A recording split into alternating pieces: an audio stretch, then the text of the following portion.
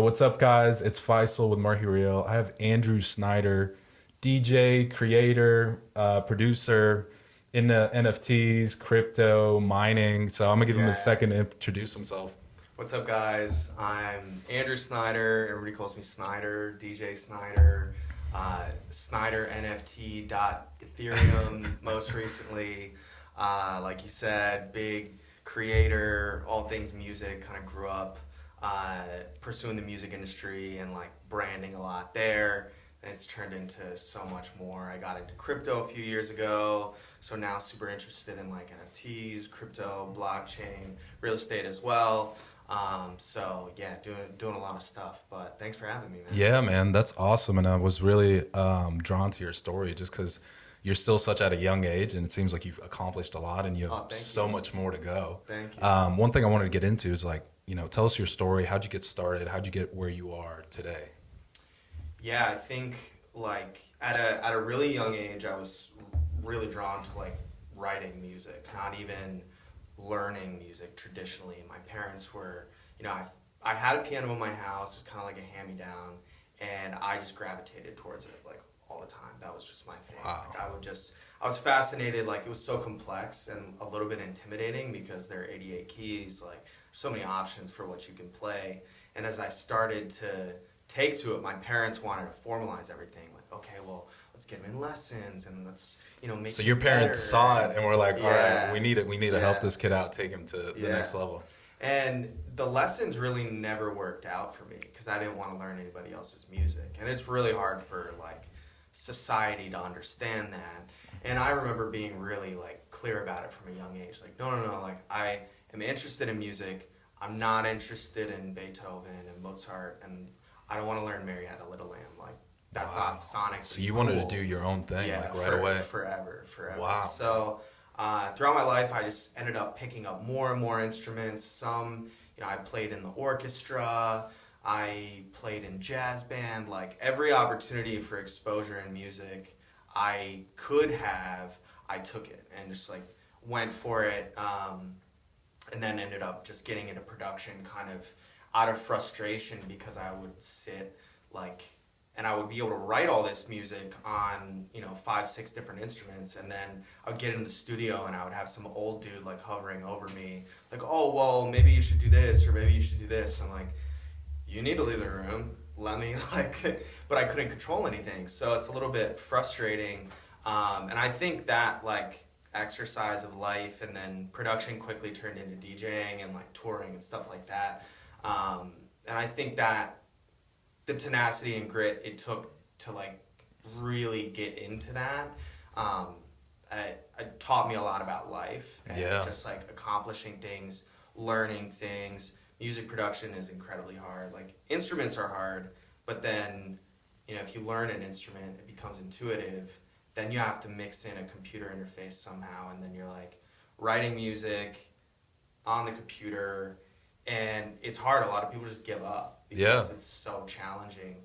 I feel like that for me, music is a lesson and learning and educating and constantly like trying to get better taught me so much about just like how to get after things in life. And then I've done it in other capacities as well, like in Wow. other little sub industries as I've found That's like more awesome. interest past music. And I would bet it was a grind, man. Not only to like Super grind, solidify yeah. the music aspect, but also put your name out there, get Yeah, bookings, yeah. get a crew together. Well, and like DJing and music and creating is so intensely like personal, Yeah. So when you drop a song, it's like something that you made alone most times, and you're just like, I think it's cool, I'll share it with the world, and you're really having to constantly like put yourself out there. So I think from a young age, being able to do that and then like perform my music and stuff always gave me an extra edge because there was a lot that I really didn't care about, like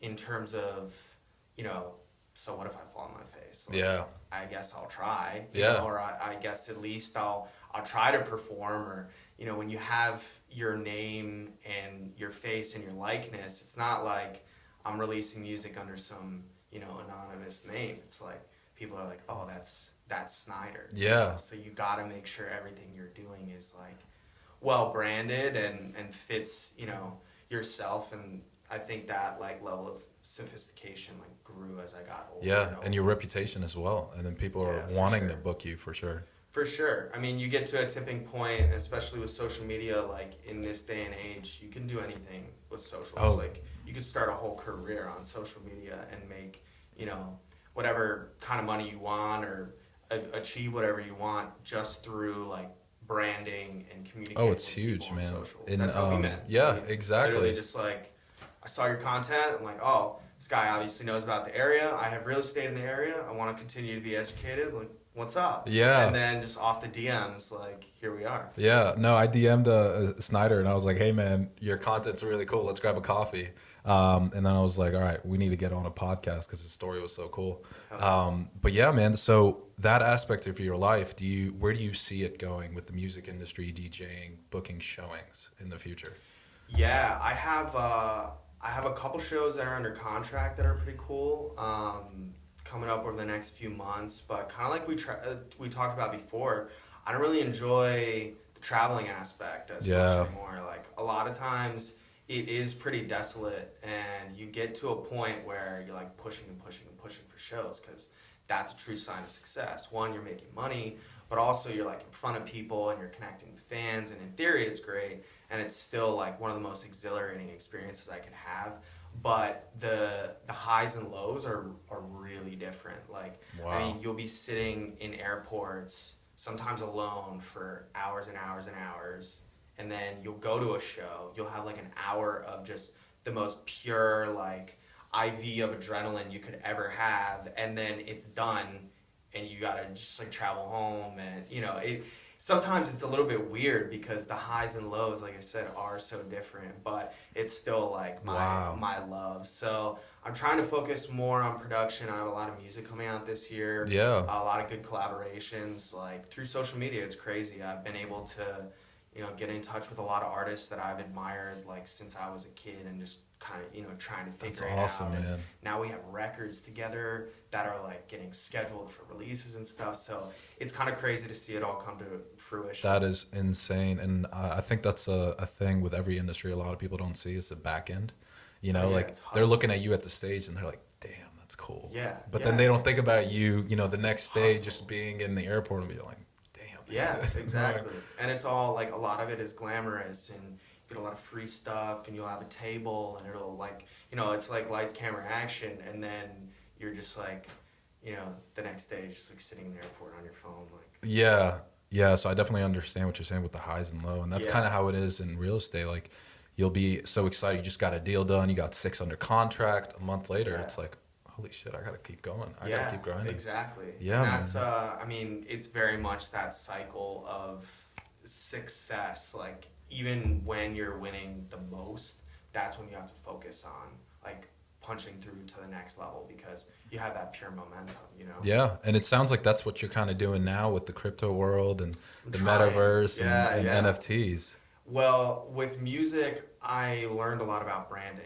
Like, I learned the ins and outs and, like, the social media underworld because there is very much so, like, a consumer versus business side of social media. And if you're able to brand the right way, you see, like, this super highway of, like, the back end of Instagram, Facebook, Twitter. Like, and it's all, I mean, it's all pretty easy to manage, but until you get over and that kind of hump, like when I first started going for verification and like publicity and press and stuff like that, I mean, that's like a foreign language. And then once you start to kind of hone your skills there and you get the right, you know, supporting cast of people, good publicists, marketing teams, social media managers and stuff, it's like really, really easy to take it to the next level.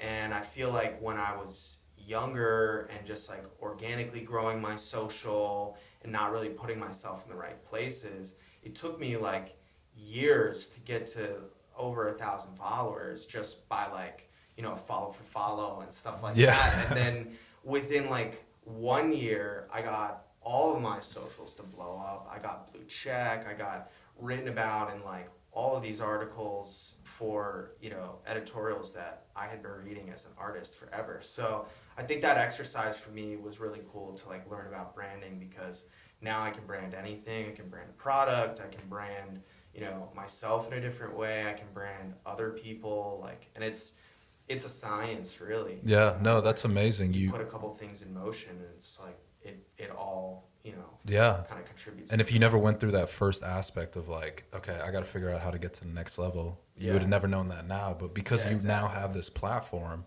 you can go in different avenues. Oh yeah. And I feel like a lot of people with a good following, they don't realize like how much power they have, how much influence they have. And that's why you see these social media gurus and influencers just making crazy money with products. And I think it was either Kylie or Kim Kardashian get paid like $80,000 a post if they're posting a product or something. I mean, that's like an insane level of marketing. So it's definitely, I see what you're saying. And it also, I could relate to it kind of starting out, because that's like where I was when I first started my real estate page. I'm like, damn, there's so many realtors out there. How do I do it different? And I was like, okay, organic content. Like, I want people to see what I do every day, not necessarily just, 100%. like the normal under contract close stuff. So, and that's what got us in contact. Yeah. Like, I saw your brand. I didn't even see how many followers you had, actually. I like looked after the fact, after we were DMing, and I was like, oh, you have like 1,500 followers or something like that. I was like, oh, I thought you were much bigger, because you take your content really seriously. Your brand is clean, so I'm like, to me, that is a very good indication of like where your brand is going, is that you're taking it this seriously now, which is so important. But I mean, brand can be everything.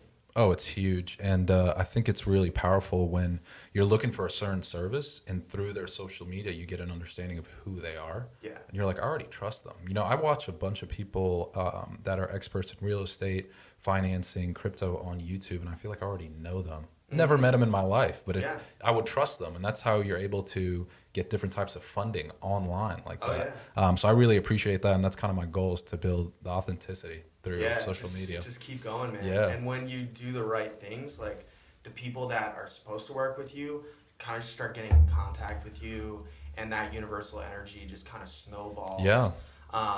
I will say, though, a lot of the other side of it that a lot of people don't understand is, like, once you do have a following, it's like an obligation. Like, they want stuff from you. Like, I don't really dig Instagram that much anymore, but I have a huge following there, and I'm verified. So, like, I don't really care how much I post, to be honest with you, but it would probably be better if I was posting a lot more than I am. And I know that, but it's like that obligation of, once you do amass a following and a brand for something, like, you can't really just go dark. Like, you gotta still be putting things out, and people want to see, like, just as much as I said people will get in contact with you, like, for opportunities and stuff, they also want to see you continuing to do it. So if they follow you for a year, you only put up like 1 or 2 posts, they're gonna be like, oh, Snyder's not doing it. Yeah, I guess he's out of it or something. Yeah. No, I definitely understand that, man. They're following you for a reason. Yeah. And then if that kind of falls off, they're like, oh, I don't know what this guy's doing anymore. Well, he's not doing much. Yeah. So how do you balance that? Are you still trying to be, and I know you said you weren't into Instagram as much anymore. Yeah. But do you still try to balance your social media accounts, making sure you're still putting good content out there? Yeah. I think, to me, like, micro content is a lot cooler, like a quick synapse of like 5 seconds, 10 seconds, or in the case of Twitter, like 1 sentence, I think that's really cool because it captures like attention, and so for Instagram, like, stories are much bigger to me. Like, I will post a bunch of stories on show day and stuff. I may not even post a show recap, but it's on my story and it's there for 24 hours. So the second I post it, people are like, clicking on it, and I'm getting thousands and thousands of views just on my story, which is like, similar to what I would be getting if I was posting on my page. But, I don't know. I think Twitter is kind of my next phase. I think Twitter's a lot more appealing because there's a lot more authenticity. Like, and if you have a real credible Twitter following and verification, you're able to kind of, move that ball along a lot further. Like, people, you could be a newscaster or a senator or anybody like that and have like a really, really big Twitter following. Then you also have people that are like in the slums of the NFT industry that have like really big Twitter followings. But there's so much economy there, and there's way less direct conversion on Instagram. So for me, like Instagram, I primarily use for DMs now. It's kind of like my digital resume, and then I'm posting a lot of stories. Yeah. Twitter for me is more so just like my fleeting thoughts. Like I will literally just be like, oh yeah, like I see what you're saying. Twitter's better than Instagram. Yeah. Or, like you're getting like a really authentic like synapse of what's occurring in my mind at that moment. And I actually just launched the newsletter, so it's all about like blockchain, NFT, crypto, and then like a lot of the implications to arts and creating and things like that. So I publish that on Twitter every week, which is kind of my way of getting people to see my Twitter from like other avenues. You know, Wow. I think I had like 100 followers when I started out on Twitter. Like had Twitter for a while, but never really used it. And then with NFTs and crypto, it kind of forced me to go there as almost like a news source. You know, there's a lot of things that only happen on Twitter that don't happen anywhere else. Oh, yeah. And conversations and the same thing. So I think my next focus is kind of building that. Everybody talks about TikTok, but I don't really care about it. I've been forcing myself to get on TikTok, It's just good. posting. You almost have to. I know, man. It's especially on the business side. It's like Yeah. you hear a lot like you have to be on all platforms because you never know, and it's crazy too. Because I just started posting on TikTok not too long ago. And I'm already getting people like messaging me like, oh, is this North Hills in Raleigh? Like I've always heard of it and never seen it. Yeah. So it's crazy the interest on social media, man. And just like you're saying, you can build your whole business on there.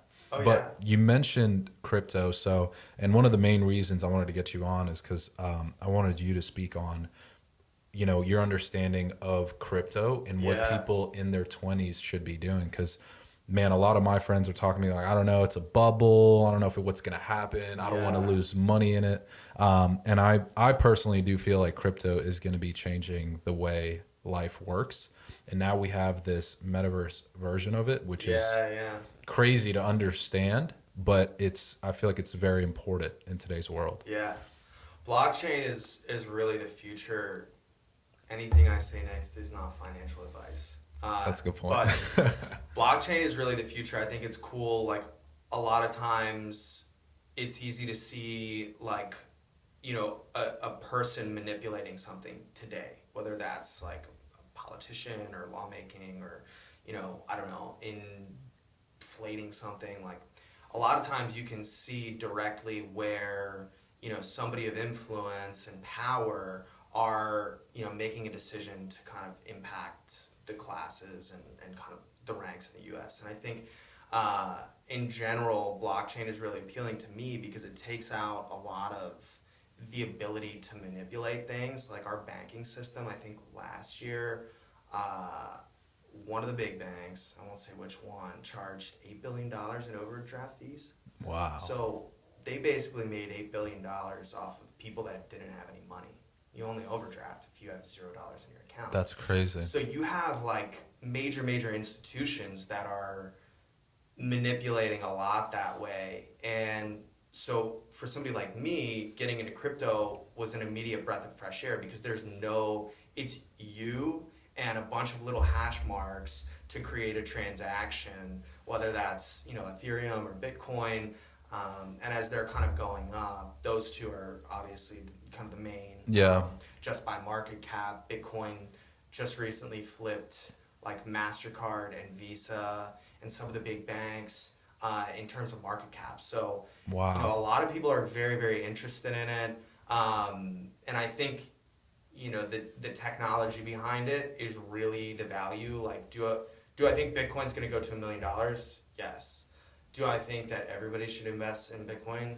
No. Yeah. I think a lot of the value from crypto is going to come from things that a lot of people don't understand yet. Like, you know, I'm absolutely fascinated with decentralized finance and like different, you know, network protocols, how you can pay people like immediate peer-to-peer transactions. Like I could send you $1 million right now and pay like $1 fee and it would pop up on your phone, immediately verified. Yeah. But, you know, if I'm running around doing errands on a Saturday, I have my business bank account and my personal bank account if for some reason I want to transfer from my personal bank account to my business bank account, they're about 5 minutes away from each other. So I could make a transfer at the one at my one bank, and by the time I get to the other one, it's still not there yet. And they're like, oh, well, we see it pending on our side. It'll probably be 48 hours.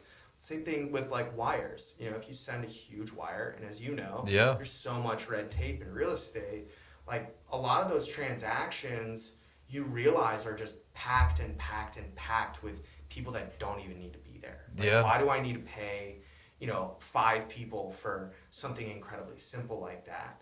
And oversimplifying it, like it makes the transactions, any transaction, like a lot easier. I think that's kind of my main interest is, decentralized finance, but there's a lot of different elements of crypto and blockchain technology, gaming technology, where I think that's probably what we're most ready for. Like everybody talks about Metaverse and Web3 and Decentraland and stuff like that. But the real value is you can, like right now on the computer, go into Decentraland and make money playing games. Like, not gambling, not putting any money up, but you're just like an hourly wage. Like a lot of the people that are driving Uber as a side gig right now will figure out that they can just make money like playing a game at home and never have to leave the house, and it's gonna like flip our economy in many ways. Huge. People are, and we're seeing it now.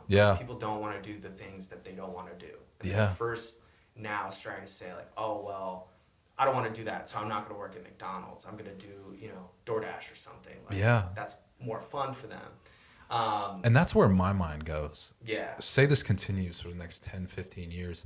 Who's going to be working those jobs? Yeah. Why would I go work at McDonald's for minimum wage when I could be in Decentraland, making X amount? Exactly. So I think that's going to be very interesting. And it might even force our industries to push technology to a point where, hey, we're not doing these jobs. Yeah. So we need to figure out some type of technology that could just automate this. And I think a lot of people invest in crypto for the wrong reasons, like you were saying. Yeah. I think the best way to do it is really study the blockchain, see what the technology does, and see how that impacts you. Yeah. And then invest it. Where I feel like a lot of people are looking at it as a stock. Yeah. And they're just seeing the value. Oh, it might appreciate. I'm gonna dump some money into it, and then they get very frustrated.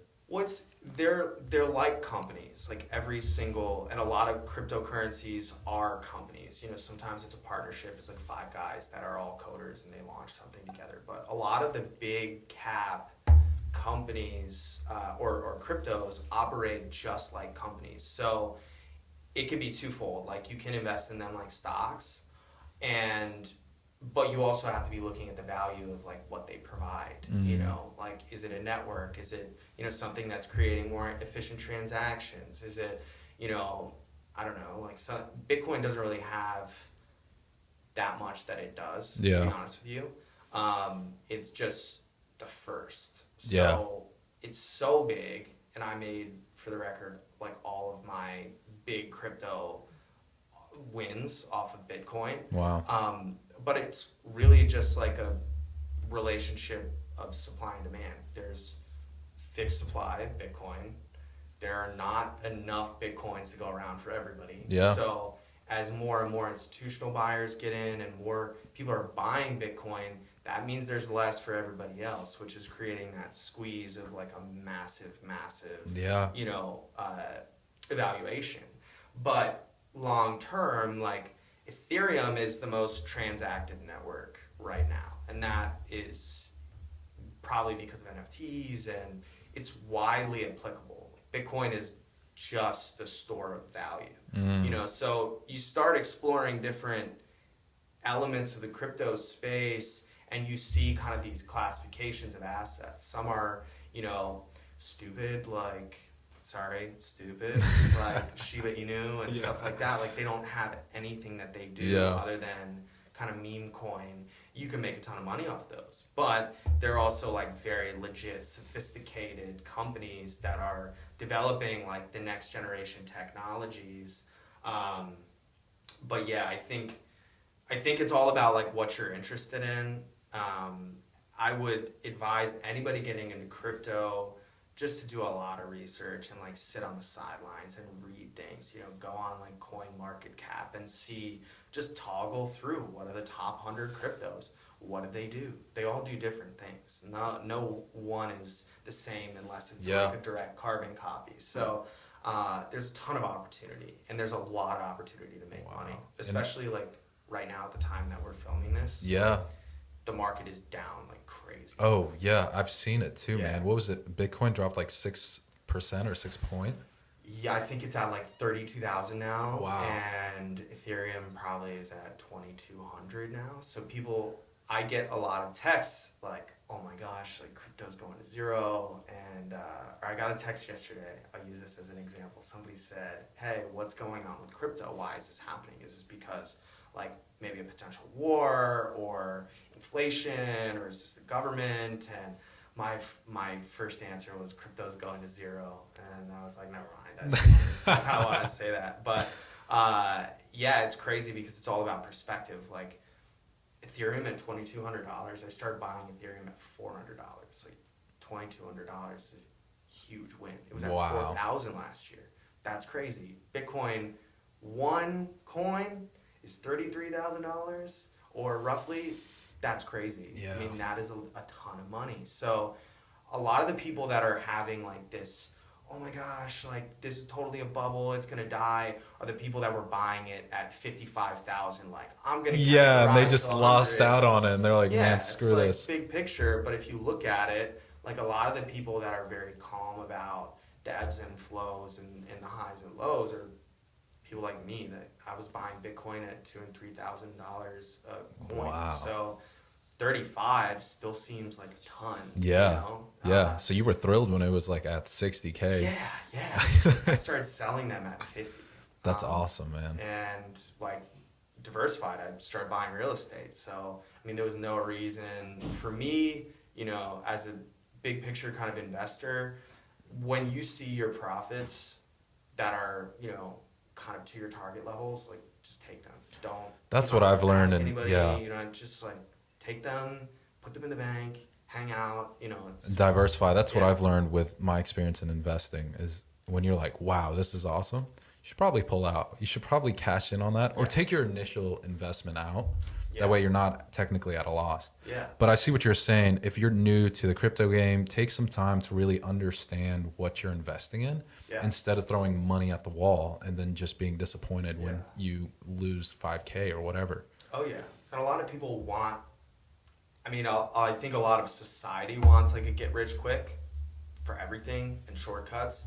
And I don't think crypto will be something that anybody could ever just like throw money at blindly and make a lot. Like you do have to be educated. It's not, I knew what was happening with Bitcoin in the future, so I felt compelled enough to make that investment.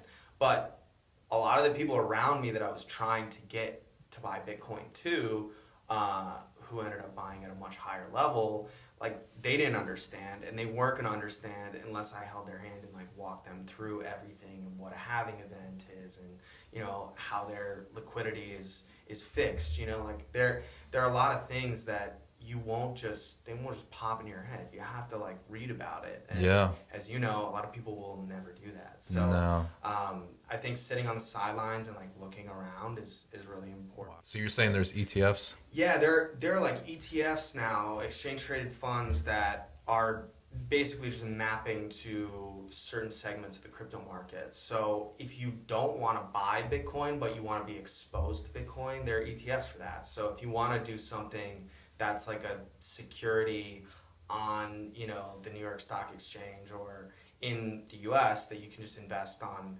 Robinhood or whatever, like they're out there. So there are a lot of different ways to get your crypto exposure without just like being directly invested in a coin. A lot of the cryptos will just be, they'll come out and they'll blow up a little bit and then they'll fizzle out, but the true innovators will win because they'll continue to innovate. Like I said, the best ones are running like businesses, very sophisticated. Wow, man. Either that or it's like a proprietary technology that's just unbelievable. Yeah. If it's a combination of both, golden. It's golden. Yeah. My thing is studying crypto and in blockchaining to see how it's going to affect real estate. Yeah. Because we talked about this a little bit when we grabbed coffee, but just like you're saying, their goal is to simplify transactions. Yeah. You know, and with the metaverse and Decentraland where you can buy real estate, how's that going to affect today? I don't think it's going to be anything soon, but eventually, like you're saying, we might get to a point where it's like, hey, you want to buy my house? Done. Yeah. So I'm like, okay, I got to get into this. How do we, you know, become an expert in that world? Because a lot of, like you're saying, it's still early.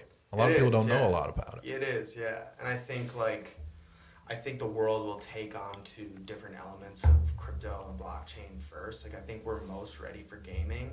I don't know if we're necessarily ready for all of the metaverse yet. I think we will be, like when the world is decaying because we haven't taken care of it.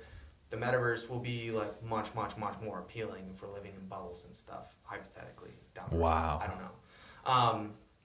But yeah, for like more so on blockchain, NFTs and real estate are super interesting. And everybody's like, that I talk to about NFTs, they're really just unnecessarily confused. Like NFTs are so simple. It's just owning something digitally.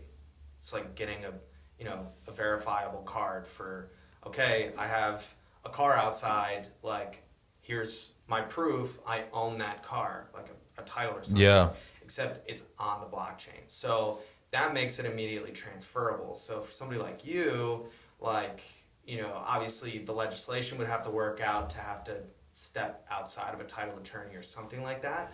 But in the future, like I said before, there are a lot of hands that are in these games that they're going to be useless. Yeah. You know? Like where if I could say, okay, you want to buy my house, here's the price, you buy the NFT directly from me right now, and the NFT is just the title for the house, and in that verifiable transaction, in 5 seconds, you buy my house from me, and we're like, oh, good deal. You know? That's crazy. Like, think about how long it actually takes to get a deal done, and escrow. Oh my God. You're talking 30, 45 days if there's financing? Yeah. I mean, absolutely insane, and that's going to be huge. Yeah. And I think a lot of agents will be asking themselves and attorneys and all the middlemen, like, hey, where do we fit in here? Yeah. So it's very interesting, and that's why I'm kind of spending time digging into it to get a head jump on it. And I've seen bigger agents, and I think I mentioned this last time, like Ryan Serhant, that created their own universe for their clients. So you're getting signs from, you know, people at the top of their industry, big companies like Facebook, changing. And it's like, now it's like, okay, we got to pay attention. Yeah, you know, absolutely. You know, why are these, you know, industry leaders going this way? Yeah. So that's, you know, amazing input, and I'm interested to see where it goes. So for people that are kind of getting into it, you definitely would recommend studying it before dumping money. I basically have like blanket advice that I'll give to anybody. Like, always do your own research.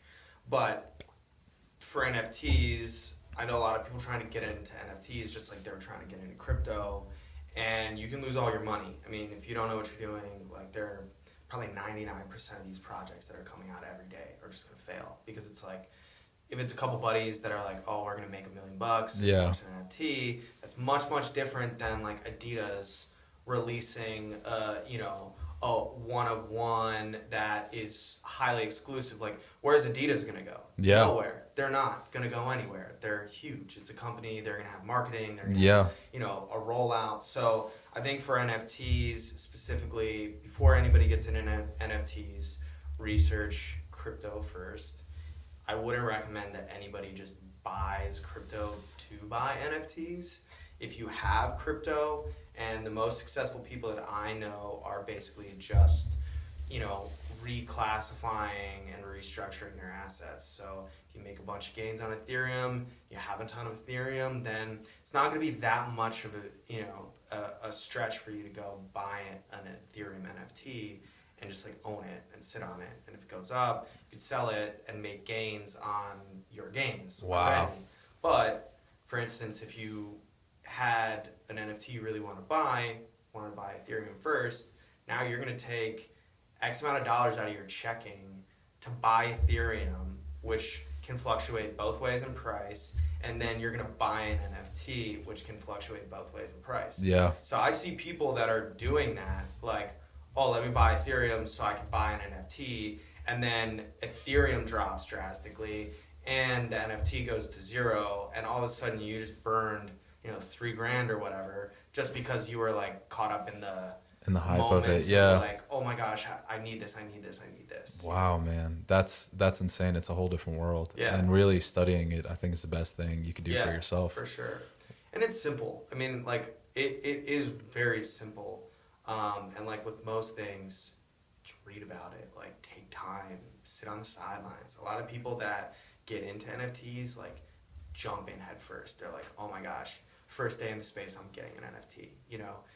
It's really good to sit for like 3 months and watch things occur and watch projects flop and watch projects win, and figure out your own system of like evaluating these things. And I don't know, I think if you're in a group like of people that know or need somebody to talk to, like, find other friends that are doing this and just pick their brain, because at the end of the day, there's not a finite amount of information out there because it's still so new. Like, NFTs are not even 5% of what they will be down the road. Yeah. Because there's so much innovation to think outside the box and to do different things. Right now, we're just kind of scratching the surface. Like, oh well, we think this will be cool. But it's the time to start studying it and get into it. Yeah. My thing is, like, how is this going to be regulated? Because to my understanding, it's controlled by the users.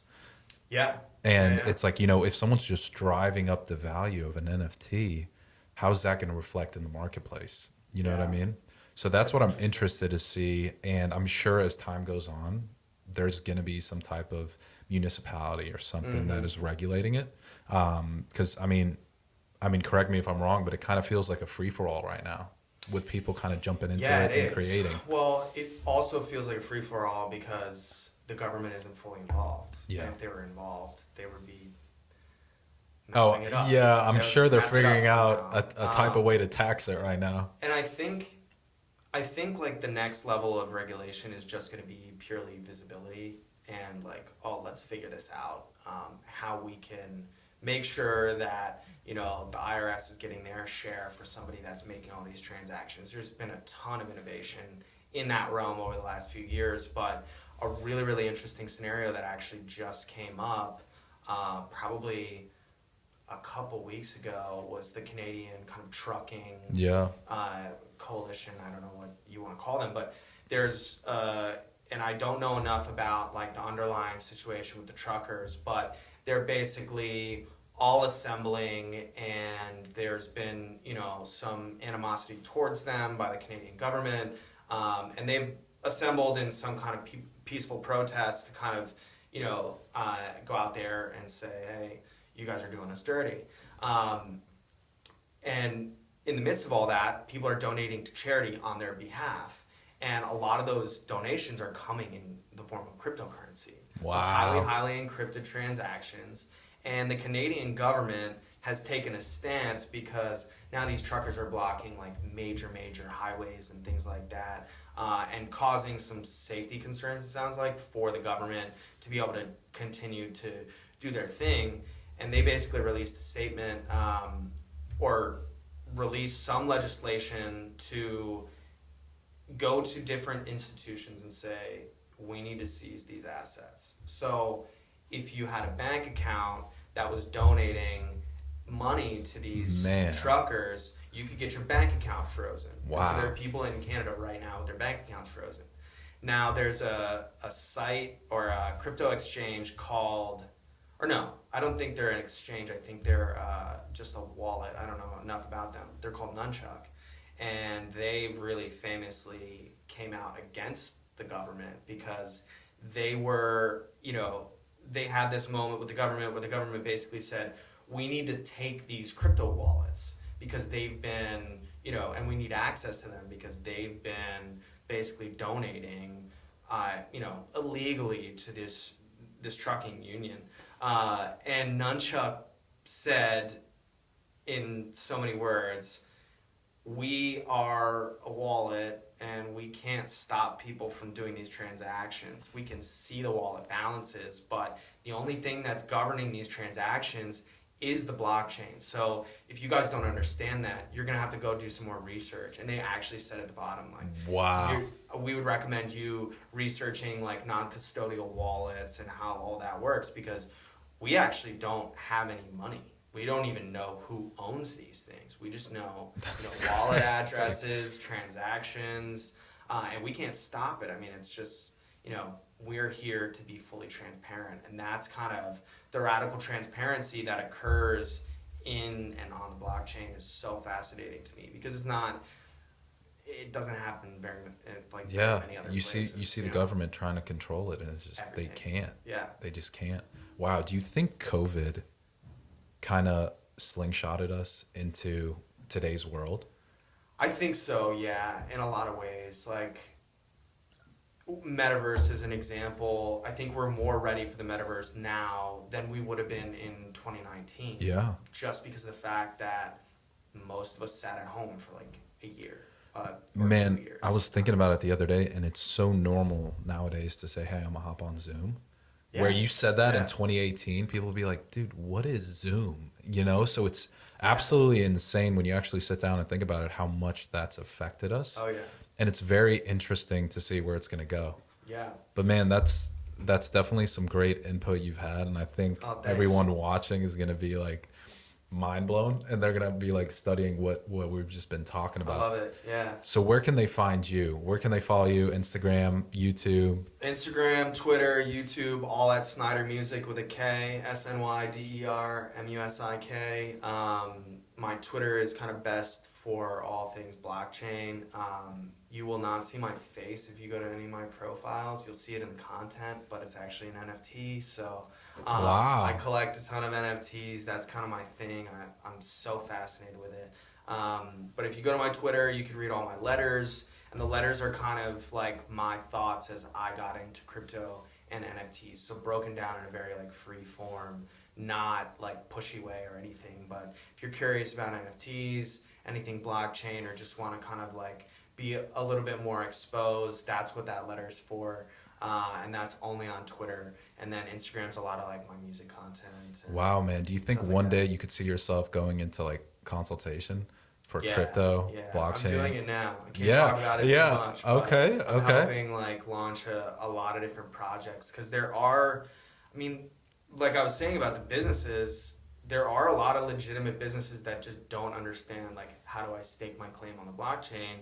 How do I create a product offering for somebody, that wants to buy whatever it is from me? How do I get it to them? How do I do this? How do I make it valuable and not make it a flop? So there's a ton of room. There's a lot of people, man, that are very interested in it. And just like attorneys, real estate agents, financial advisors, they want someone they can trust to actually tell them how to jump into it. Absolutely. So that's amazing. I'm awesome to hear like you're already a step ahead of that. Yeah, just being so exposed into NFTs, it's kind of something that I fell into a little bit, and like moderating different Discord groups and just talking with people, one thing leads to another, and all of a sudden you're helping people launch like major projects. Amazing, man. It's very cool. Well, man, it was definitely a pleasure to have you on, and I think everyone appreciates. So if you guys check him out, I'll link all his stuff below. And of course, if you guys have any real estate questions, you know who to hit up. But thanks for coming on, man. Thanks, man. Thanks for having me. Awesome. Great time.